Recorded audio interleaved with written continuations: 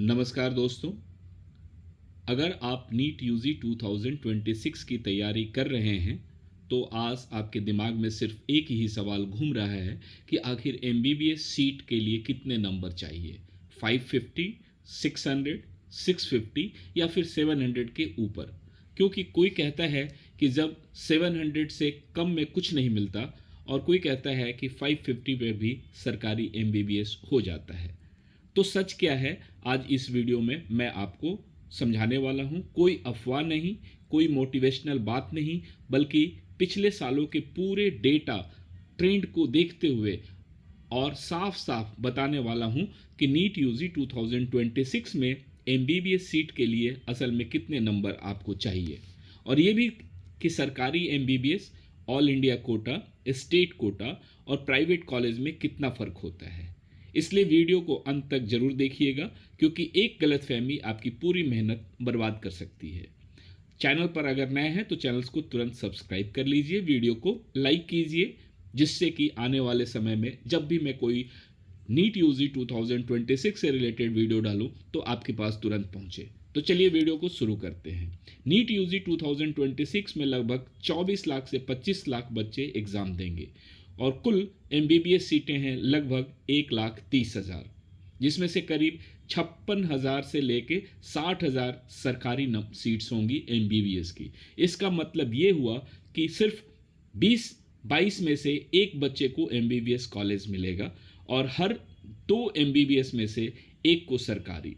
इसलिए यहाँ सिर्फ पास होना मैटर नहीं करता है, यहाँ रैंक मैटर करती है, क्योंकि नीट में सीट मार्क्स से अधिक रैंक से मिलता है। अगर मार्क्स वर्सेस रैंक की बात करें तो पिछले ट्रेंड के हिसाब से 720 से 690 नंबर वालों की रैंक टॉप 500 के अंदर रैंक होती है। 680 से 670 वालों की रैंक लगभग 2000 तक, 660 से 650 वालों की रैंक 5000 के आसपास और 640 से 630 पर रैंक 10,000 के अंदर।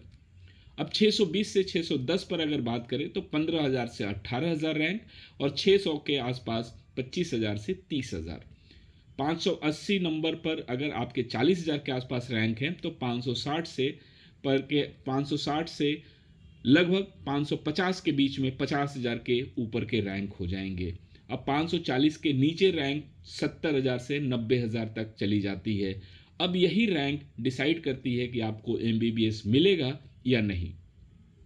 सबसे पहले बात करते हैं ऑल इंडिया कोटा, यानी कि 15% ऑल इंडिया कोटा की, जो सबसे टफ कंपटीशन मानी जाती है, क्योंकि यहां पूरे देश के टॉपर्स एक साथ लड़ते हैं। पिछले ट्रेंड के अनुसार ऑल इंडिया कोटा में जनरल कैटेगरी के लिए सेफ स्कोर अगर कहूं तो लगभग 650 माना जा सकता है। बॉर्डर लाइन के 635 से 645 के बीच। ओबीसी और ईडब्ल्यूएस कैटेगरी सेफ स्कोर 620 से 635 और एससी कैटेगरीज में 580 से 600। एसटी कैटेगरी के लिए थोड़ा कम नंबर, 550 से 570 के आसपास। इसका मतलब साफ है कि अगर आप ऑल इंडिया कोटा से सरकारी एमबीबीएस चाहते हैं तो आपको 650 प्लस का टारगेट रखना ही होगा, उससे कम पर बहुत ज़्यादा रिस्क होगा। अब आते हैं असली गेम चेंजर्स, और वो है 85% स्टेट कोटा। यहीं से मैक्सिमम स्टूडेंट्स का सिलेक्शन होता है, क्योंकि हर स्टेट की पॉपुलेशन, कॉलेज और कंपटीशन अलग होती है। हाई कट ऑफ स्टेट्स जैसे कि दिल्ली, राजस्थान, उत्तर प्रदेश, हरियाणा, केरला, तमिलनाडु में जनरल कैटेगरीज के लिए 610 से 650 नंबर्स आपको मिनिमम लाने होंगे। ओबीसी और ईडब्ल्यूएस कैटेगरीज में 580 से 620 के बीच में नंबर्स और एससी एसटी के लिए 520 से 580 नंबर्स।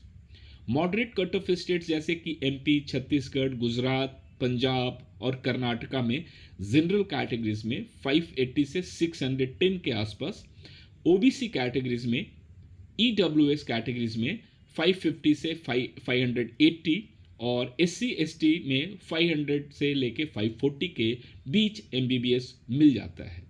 जबकि लो कट ऑफ स्टेट जैसे कि नॉर्थ ईस्ट है, छत्तीसगढ़, झारखंड, जम्मू एंड कश्मीर, यहाँ पर जनरल कैटेगरीज में 530, 540 से लेके 560 के बीच का नंबर आपका काफ़ी सेफ नंबर माना जाएगा। और ओबीसी कैटेगरीज में 480 से लेके 540 तक के बीच में एक सेफेस्ट नंबर होगा।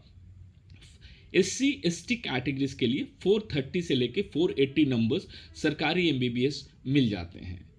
इसलिए जो बच्चे कहते हैं कि 550 में एमबीबीएस नहीं होता है, वो पूरा सच नहीं बोलते। सच ये है कि सही स्टेट और सही कैटेगरीज के साथ 550 से 580 में भी गवर्नमेंट एमबीबीएस पॉसिबल है।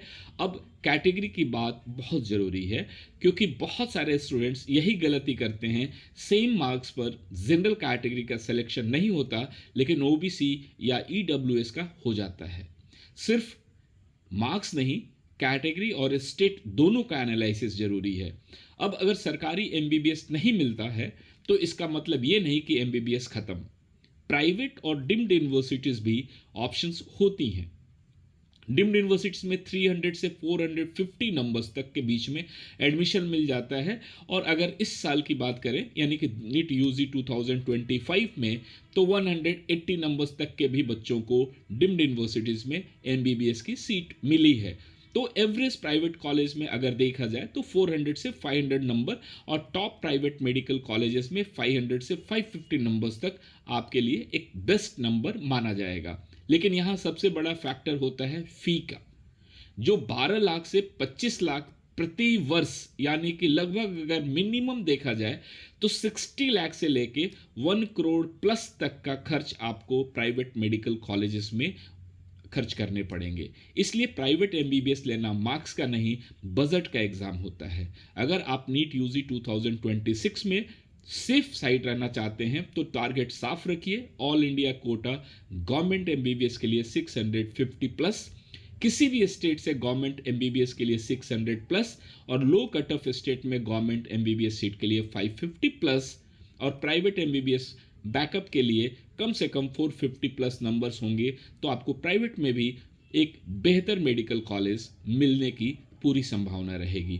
नीट में सिलेक्शन सिर्फ एग्जाम से नहीं, काउंसलिंग से भी होता है। सबसे बड़ी गलतियां लोग सिर्फ मार्क्स देखकर खुश हो जाते हैं। स्टेट कट ऑफ इग्नोर करना, काउंसलिंग लेट रजिस्टर करना, बिना रिसर्च चॉइस फिल करना और प्राइवेट कॉलेज से छूट पर भरोसा करना एक छोटी सी गलती और पूरी सीट हाथ से निकल जाती है। आखिरी सच्चाई ये है कि एमबीबीएस सिर्फ टॉपर्स का गेम नहीं है, लेकिन ये केयरलेस स्टूडेंट्स का भी गेम नहीं है। जो डेटा समझता है, स्टेट स्ट्रैटेजी बनाता है और काउंसलिंग में गलती नहीं करता, वही सिलेक्ट होता है।